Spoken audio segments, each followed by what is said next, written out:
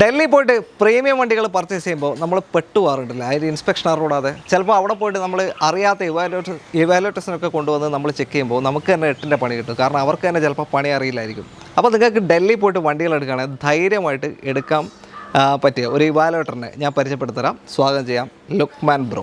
Luqman സിനിമാടവൻ്റെ പേരാണല്ലേ? Okay. എവിടെ സ്ഥലം? നാട്ടിൽ ഞാൻ മലപ്പുറം. ഓക്കെ. അപ്പോൾ ഏകദേശം 10 വർഷത്തോളം പുള്ളിക്ക് എക്സ്പീരിയൻസ് ഉണ്ട് അല്ലേ? ഈ ഫീൽഡ് ഓതറൈസ്ഡ് ഡീലർഷിപ്പുകളിൽ എക്സ്പീരിയൻസ് ഉണ്ട്.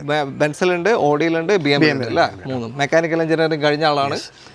വർക്ക് ചെയ്തായിരുന്നു. ഇപ്പോൾ എത്ര കാലമായി ഇപ്പോൾ ഡൽഹിയിൽ സെറ്റിൽ? ആഫ്റ്റർ കൊറോണ 3 years ആയി. 3 ഇയേഴ്സിന് മേലെ ആയിട്ടുണ്ടാവും അല്ലേ? After corona. ഓക്കെ. അപ്പോൾ അത്രയും കാലം ഡൽഹിയിൽ തന്നെ നിൽക്കുന്ന ഒരുപാട് വണ്ടികൾ ഇപ്പോൾ ഇൻസ്പെക്ട് ചെയ്യുന്നുണ്ടോ? ഷുവർ ഒരുപാട് ക്ലയൻസ് ഉണ്ട്. ഓക്കെ. എന്തൊക്കെയാണ് നിങ്ങൾ നോക്കുന്നത്? എങ്ങനെ നമ്മൾ ആദ്യം body quality, engine, gear box, suspension, electrical and electronics മൊത്തം കണ്ടീഷൻ നമ്മൾ ചെക്ക് ചെയ്യും. അത് സ്പെസിഫൈഡ് ആയിട്ടുള്ള ഓരോരോ ടൂൾസുകളുണ്ട്. ഓക്കെ. ഈ ബോഡി ക്വാളിറ്റി എന്ന് പറഞ്ഞാൽ ഫസ്റ്റ് പെയിന്റിംഗ്.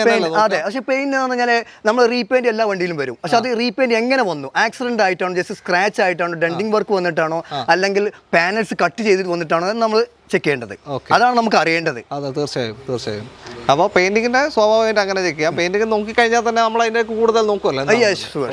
ബാക്കി എഞ്ചിൻ വൈസ്, സസ്പെൻഷൻ, ഇത് എല്ലാം നമ്മൾ ചെക്ക് ചെയ്തിട്ട് ആസ് പെർ എന്താണോ വെഹിക്കിളിൽ ഉള്ള കണ്ടീഷൻ എന്താണ്, അതുപോലെ തന്നെ ഇതുവരെയുള്ള മെയിൻ്റെനൻസുകൾ പ്രോപ്പറായിട്ട് ചെയ്തിട്ടുണ്ടോ എന്നുള്ളതും, അതുപോലെ എന്തെങ്കിലും ആഫ്റ്റർ മാർക്കറ്റ്, അതായത് ചില ആളുകളൊക്കെ പീരിയോഡിക് മെയിൻ്റെനൻസ് ജനറൽ മെയിൻ്റെനൻസ് എടുക്കും.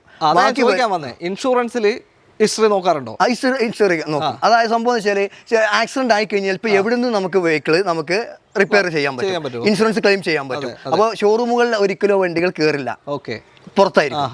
അപ്പോൾ നമ്മളതാണ് ചെക്ക് ചെയ്യേണ്ടത്. ഓക്കെ. അത് അപ്പോൾ ഇൻഷുറൻസ് ഹിസ്റ്ററിയിലും ചെക്ക് ചെയ്യും, അല്ലാണ്ട് തന്നെ ഫിസിക്കലി അവർ ഫുള്ള് ചെക്ക് ചെയ്യും അല്ലേ? ഓക്കെ. പിന്നെ ഏറ്റവും അറിയേണ്ടത് മീറ്റർ ടാമ്പറിംഗ്.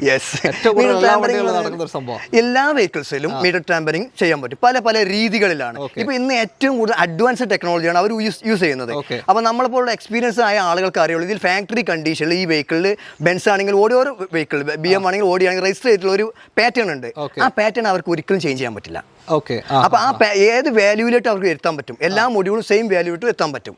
പക്ഷെ ഇതിനൊരു പാറ്റേണിലായിട്ടുള്ളത് ക്രിയേറ്റ് ചെയ്യാൻ അവർക്ക് കഴിയില്ല. അപ്പൊ നമ്മളെ പോലെ എക്സ്പീരിയൻസ് ഉള്ള ആളുകളും എക്സ്പീരിയൻസ് ടൂളും ഉണ്ടെന്നുണ്ടെങ്കിൽ നമുക്കത് പിടിക്കപ്പെടാൻ പറ്റുള്ളൂ. അത് നമ്മൾ പറയും, നമ്മൾ ക്ലൈന്റിനോട് പറയും മറിച്ചിട്ടുണ്ടെന്നുള്ളത്. ഓക്കെ. അപ്പോൾ അത്രയാണ്. എന്തായാലും ഡീറ്റെയിൽ ആയിട്ട് നിങ്ങൾക്ക് ധൈര്യത്തിൽ ചെക്ക് ചെയ്യാൻ പറ്റിയ ഒരാളെയാണ് ഞാൻ പരിചയപ്പെടുത്തുന്നിട്ടുള്ളത്. പുള്ളിയുടെ കോൺടാക്ട് നമ്പർ വീഡിയോൻ്റെ അകത്ത് തന്നെയുണ്ട്. നാട്ടിലെവിടെ? മലപ്പുറത്താണ് ലുക്മാൻ. ഓക്കെ. ഡൽഹി തന്നെ ഉണ്ടാവുക. ഡൽഹി പോകുമ്പോൾ ധൈര്യമായിട്ട് പുള്ളീനെ വിളിച്ചോ അല്ലേ? ഓക്കെ. അപ്പോൾ ആ നമ്പറിലേക്ക് വിളിച്ചാൽ മതി. അടുത്തൊരു വീഡിയോ കാണാം. Thank you.